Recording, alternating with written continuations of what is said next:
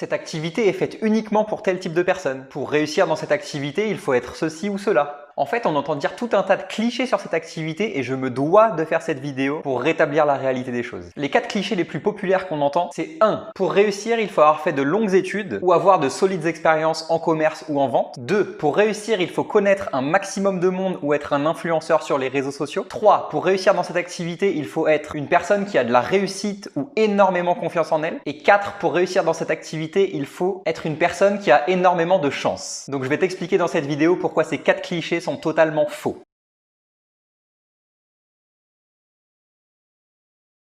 Pour ce premier point, sache une chose, c'est qu'énormément de grands leaders aujourd'hui dans It Works et dans le marketing de réseau n'ont pas fait de grandes études. Et la très grande majorité des leaders sont en fait autodidactes et de bons pédagogues, deux choses qu'on n'apprend pas sur un banc de l'école ou même dans le domaine du salariat. Avoir fait de grandes études pour avoir un bon boulot dans le domaine traditionnel, c'est oui, mais c'est pas du tout un avantage dans le marketing de réseau. En ce qui concerne les vendeurs et les commerciaux, croisant mon expérience de 5 ans, c'est également loin d'être un avantage pour eux, car très souvent on leur a appris, que ce soit dans leur formation ou dans leurs expériences professionnelles, à vendre à tout prix, entre guillemets, être un requin. Et c'est vraiment à l'opposé des valeurs du marketing de réseau, qui est de la recommandation pour répondre à un besoin chez le prospect, prendre soin de lui, qu'il devienne un client content et qu'il ait du résultat. Donc pour la majorité des commerciaux et des vendeurs qui démarrent l'activité, c'est loin d'être un avantage et c'est même un désavantage, car ils vont avoir besoin de désapprendre avant de réapprendre comment ça fonctionne. Donc ces 2 clichés, c'est non.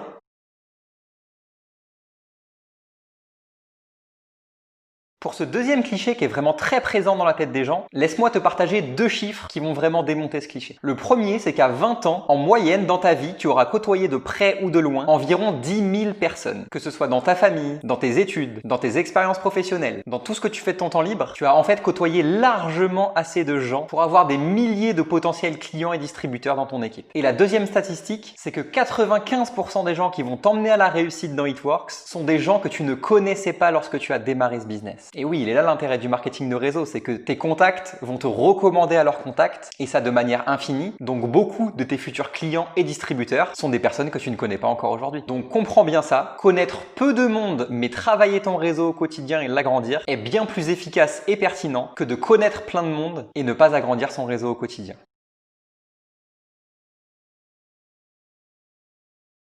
Pour ce troisième cliché persistant, comprends bien que 0% des personnes qui ont déjà de la réussite dans leur vie se lancent dans le marketing de réseau. Parce que 100% des personnes qui se lancent dans It Works sont des personnes qui veulent plus de temps ou plus d'argent. Et It Works aujourd'hui agit vraiment comme un réel ascenseur social, où des personnes de la classe moyenne et de la classe pauvre ont toutes leurs chances d'évoluer vers le haut. Et seconde chose à comprendre également, c'est que la très grande majorité des gens qui se lancent à nos côtés sont des personnes qui n'ont pas confiance en elles. Mais la bonne nouvelle, c'est qu'énormément de personnes qui ont démarré cette activité ont pu gagner confiance en elles grâce à cette activité, car elles l'ont utilisée comme tremplin pour leur épanouissement personnel et c'est mon cas, comme des dizaines de personnes dans l'équipe Plus Fort Ensemble.